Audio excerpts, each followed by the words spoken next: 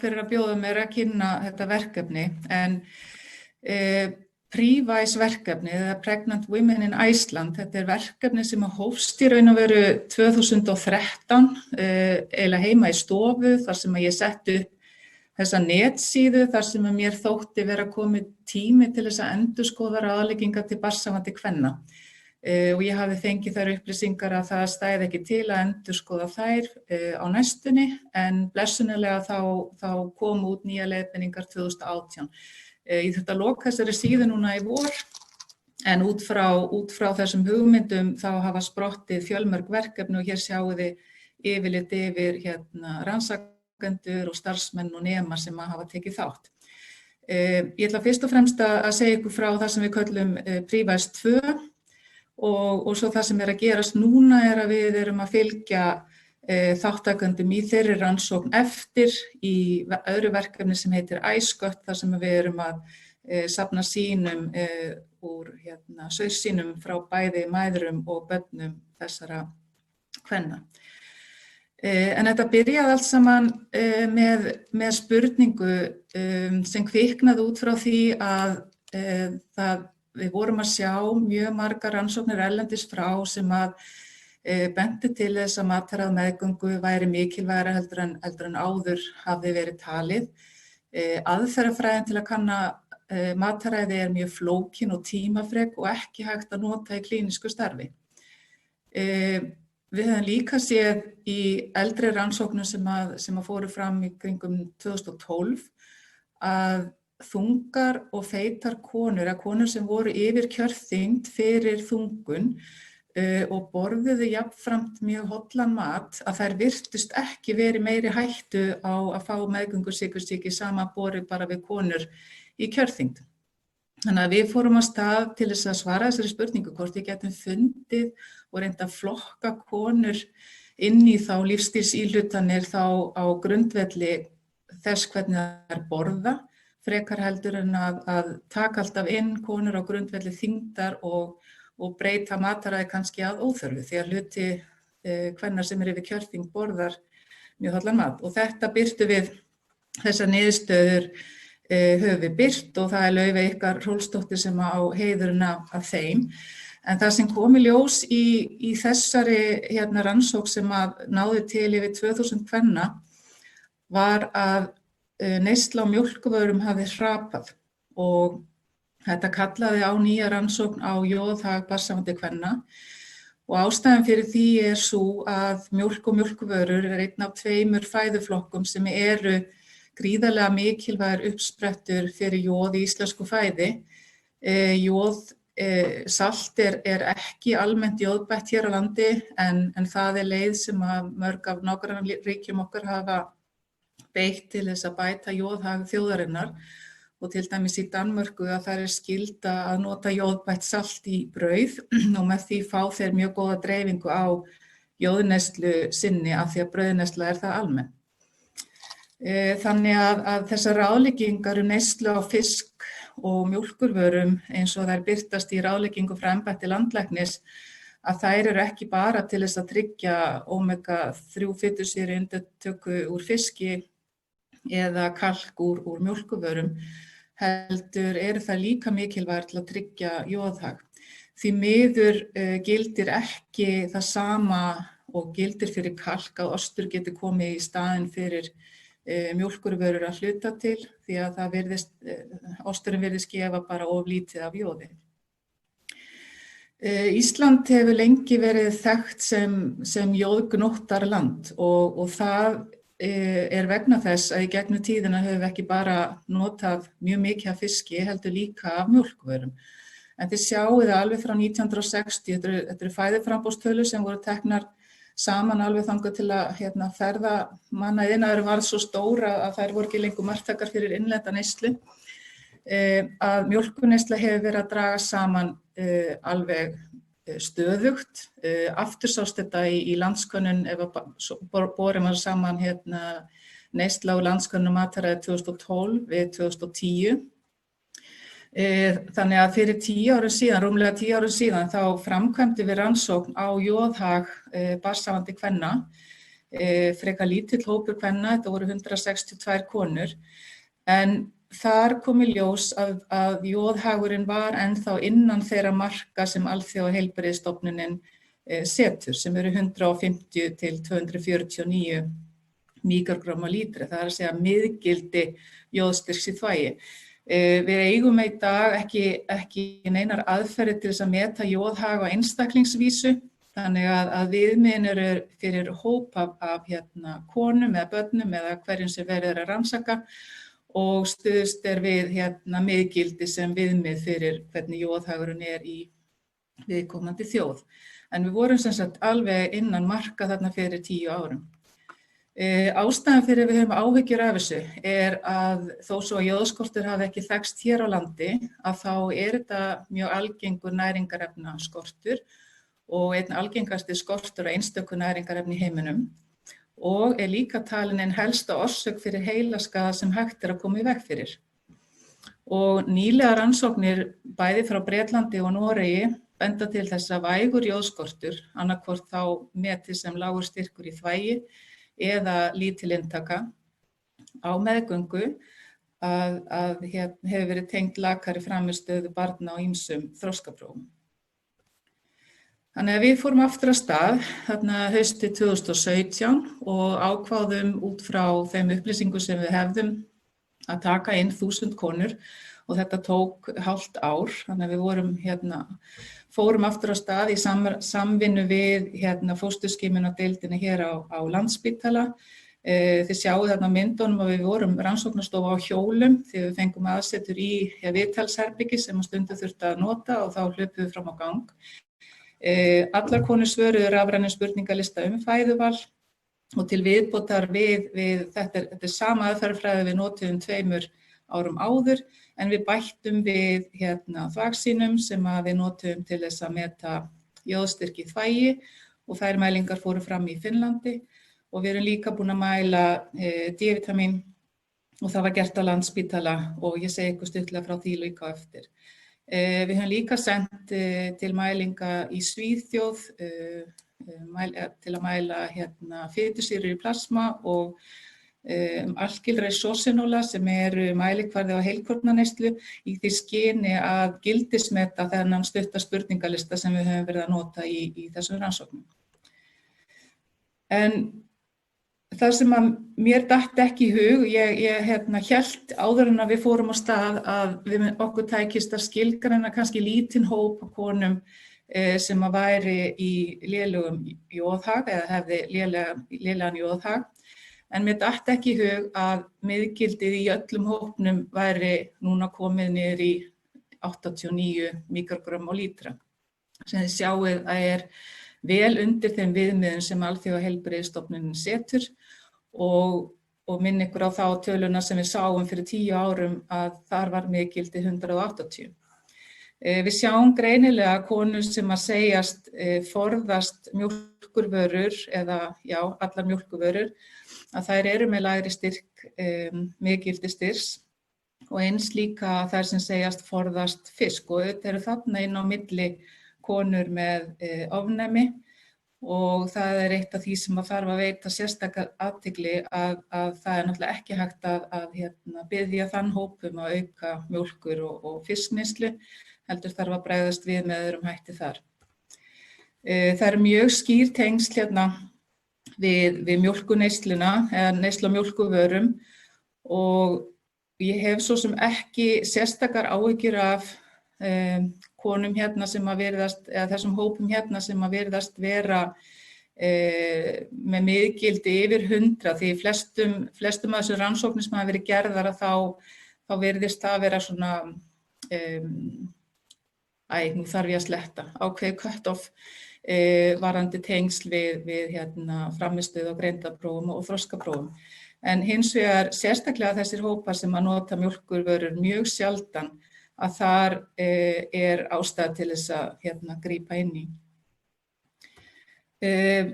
Hvernig hefur brugðist við?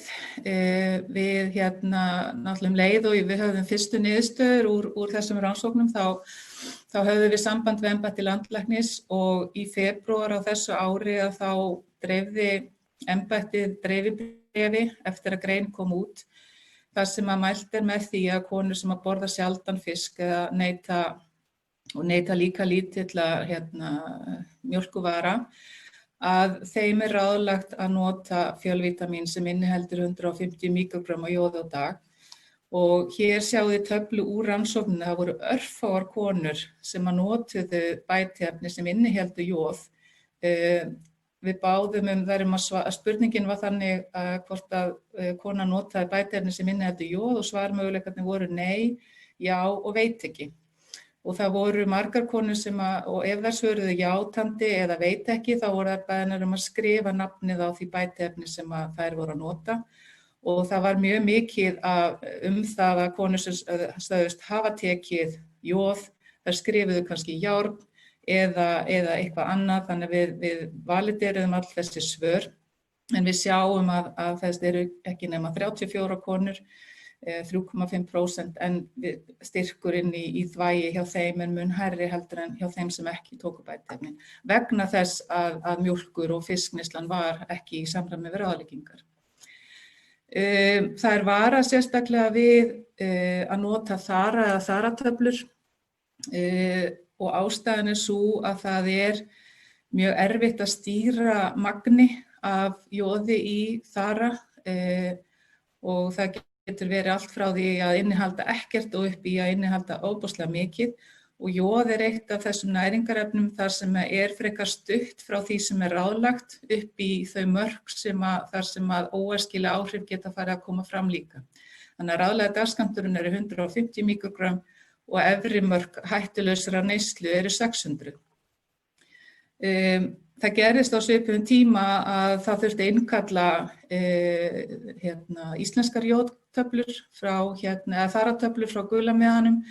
Og ef þið eruð ekki, ef þið eru á Facebook og eruð ekki að fylgjast með þessari slóð neytendavakt Matvælastofnunar, að þá hvet ég ykkur til þess að leita þessari slóð. Því að hér, sérstaklega ef þið eruð að vinna með viðkvæma hópa eins og barnshafandi konur og ungbörn, því að birtast allar innkallanir sem að gerðar eru, hvort sem að ræða salmonellu í kjúklingi eða illa merkta ofnæmis eða óþolsvalda eða eitthvað annað.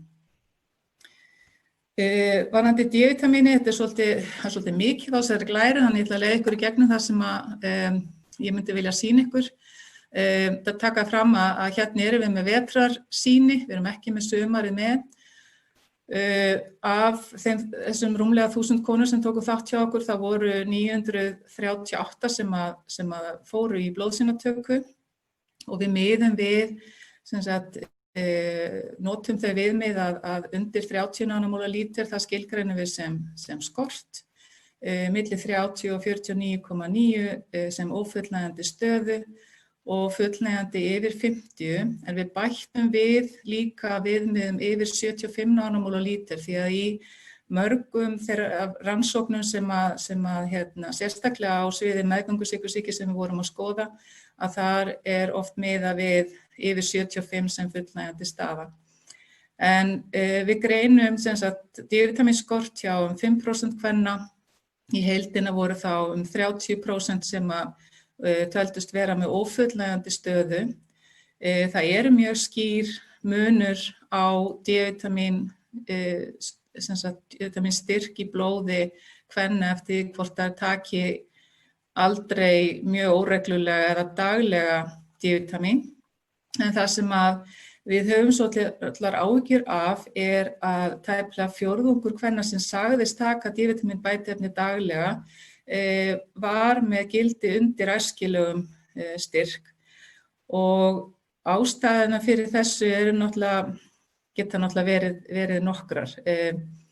Eina náttúrulega að þær hafa logið til D-vitamín neyslu sem náttúrulega alltaf möguleiki þó að við sjáum náttúrulega mjög skýrt að styrkurinn hærri hjá þeim sem að segjast taka daglega. Annað getur verið að þær hafi ekki verið að taka D-vitamín fyrr en bara leið og þær vita þær eru barnshafandi og það tekur lengri tíma ef að fólk notar bara þennan ráðlega dagskammta af D-vitamíni, þá tekur það mun lengri tíma heldur en örfáar vikur að komast upp í æskilegu gildin.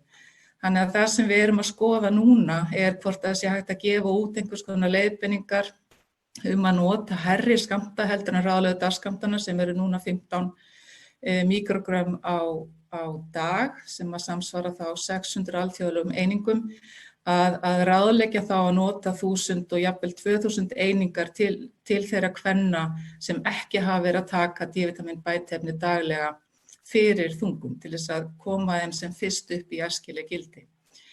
En þetta bara í vinnslu og þessi grein verður send til birtingar núna fljótlega þannig að þetta óbirtar niðurstöður og við erum að fara varlega með þær að þeim sökum. Það sem við vildum líka skoða hvort það væru tengsl á milli D-vitamin búskapar og þess að fá þá meðgöngusykursýki síðar á meðgöngunni og ég tek það fram að þessi blóðsýni eru tekin í viku 11 til 14 og síðan fórum við tilbaka í mæðraskýrslurnar til þess að skrá hvort að konan hefði fengið meðgöngusykursýki ekki og þær upplýsingar voru til staðar fyrir 837 konur. Við sjáum hér að það virðist vera svona einhver smá tilhneiging til þess að sé hærri prósenta sem fær meðgöngusykursýki í þessum tveimur neðstu hópum samanborið við þær sem eru með styrk yfir 75 en hins vegar eru þessar niðurstöður ekki, þessi munur ekki tölfræðilega marktækur en svo sem ekki langt frá því þannig að það er mjög, við getum ekki fullyrt út frá þessum niðurstöðum að það sé samband á milli að það er að segja að þær konur sem eru með lægri gildi séu líklegri til að fá meðgöngusykursýki. Þannig að við erum stödd þar að við erum þessar rannsóknir benda til þess að það sé á 5-10 mínútum hægt að skima fyrir bæði óheilsusamlegu fæðuvali, það er að segja fæðuvali sem getur aukið líkur á óhóflegri þyngdaraukningu og meðgöngusykursýki. Það er hægt að gera þetta upp að meðgöngu og við getum líka notað þennan stutta spurningalista til þess að meta hvort við séum með hópa sem að fá lítið af næringarefnum sem við vitum eru mikilvæg fyrir fósturþroska. Og ég get sagt ykkur frá því að fyrstu niðurstöður úr þessu gildismati á spurningalistanum sem að sýna að náttúrulega fyrir jóðið að þá sjáum við mjög skýr tengsl við mjólkurneyslu sem við mátti búast og alkylresorsinóla styrkurinn marktækt hærri hjá konum sem að segjast borða heilkorn í upphafi meðgöngu og þar erum við líka að sjá tengslu meðgöngusykursýki eftir trefjaneyslu. Eins og ég segi ykkur í byrjun að þá varð ég að loka þessari síðu í upphafi árs af því að ég hafði bara hreinlega ekki efni á því að standa undir rekstrarkostnað og okkur hafði ekki tekist að fjármagna verkefni.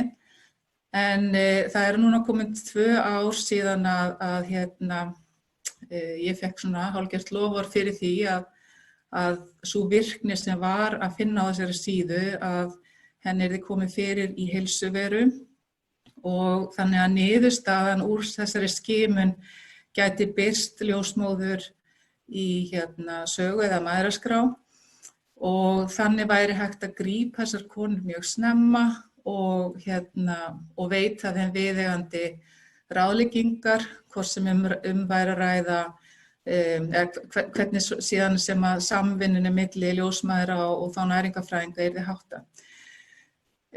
Svo kom COVID, þannig að allir forritarar landsins eru að forrita lausnir til þess að við getum átt við þennan faraldur en svona staðan. Við vonum bara að þessi vinna geti hafist sem allra fyrst því að þessi spurningalisti virkar og að það hægt að beita hennum í klínískri vinnu.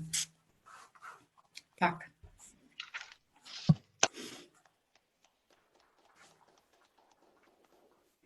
Takk fyrir Ingibjörg, athyglisvert, markvisst eins og alltaf. Og fyrir okkur sem erum að hugsa konur og meðgöngu þá þetta virkilega umhugsunarvert og hvetjandi. Við þurfum að finna leiðir til þess að bæta ástandið. Og með jóðið bara maður var hálfgerður sjokkið þegar maður sá þetta fyrst. En ég kalla eftir spurningum úr sal eða frá fjarstöddum.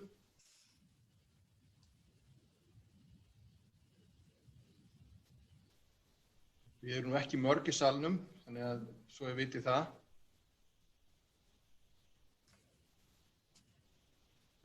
Kemur ekkert fram hana, allir hæfist. Laufey, kom með spurningu. Það voru gaman að heyra á Laufey. Hæ, heyrið í mér. Eru fínt í þér, Laufey? Já, frábært. Bara gaman að sjá þig, Ingibjörg, og takk kærlega fyrir þetta fína erindi og samantekt. Já, takk sömuleiðis. Ertu ennþá að bíða? Ég ennþá að bíða. Alveg róleg daman, sko. En mér langaði kannski að kommenta á eitt sem ég fengi margar spurningar bæði í mæðravernd og í kennslu og svona. Kannski bara að heyra þitt svar við þessari spurningu varðandi bætiefni með jóði. Hvers vegna við séum ekki að mæla með því að bara allar konur, alveg eins og með D-vitamíni, taki inn bætiefni með jóði út með meðgöngunum. Þetta sé bara, kannski munum við enda þar, en hugsalega þetta, mann langar alltaf svo mikið að flestir geti fengið öllu næringarefni sem að líkaminn þarf að halda án þess að nota bætiefni. Þannig að það er eiginlega svona fyrsta svarið, en svo hefur verið gerð, það var Þórdís ljósmóðir gerði meistaraverkefni núna síðastlið vor, þar sem að við spurðum konur ástæðuna fyrir því að þær væri ekki að nota fisk og mjólk, og þar var mjög stór hluti sem svaraði bara af yngri ástæðu. Voru óbúslega fáir sem nefndu að það var held ég bara 1 af 100 konur sem nefndu að fiskur væri dýr. Það voru örfáar með ofnæmi og óþol, og sá hópur náttúrulega þarf eins og staðan í dag að taka bætiefni, en það virðist vera tækifæri til þess að auka neyslu á fiski og að koma inn þessum 1 til 2 skömmtum af mjólkurvörum á dag hjá mjög mörgum. Og við megum ekki gleyma því að við fáum náttúrulega úr þessum fæðutegundum líka önnur næringarefni sem eru mikilvæg eins og prótein og fleira. Þannig að maður svona vonast til þess að það sé hægt að fá fleiri til þess að fylgja ráðleggingum. En svo eru náttúrulega hópar eins og vegan sem ekki nota þessar vörur af öðrum ástæðum heldur en heilsufarslegum ástæðum, og þá í raun í dag eina leiðin að taka bætiefni, af því við höfum ekki aðra leiðir. En ég veit ekki hvort þetta svaraði náttúrulega ekki spurningunni þinni, Laufey, en ég er ekki tilbúin til þess að gefast upp ennþá, en ráðleggingarnir eru náttúrulega í höndum embættis landlæknis, þannig að það væri þá þeirra og heilsugæslunnar og að setja það línur. Bara frábært. Takk kærlega fyrir og gaman að sjá þig. Sömuleiðis. Ég sé þig náttúrulega ekki. Ég sé þig allavega. Takk ykkur fyrir þetta innlegg, og Ingibjörg aftur innlega þakki fyrir, og við sendum þér hérna rós. Senda rósina mína til Laufeyjar. Laufey, þú heyrið þetta, og innlega þakkir, og við sjáum síðar.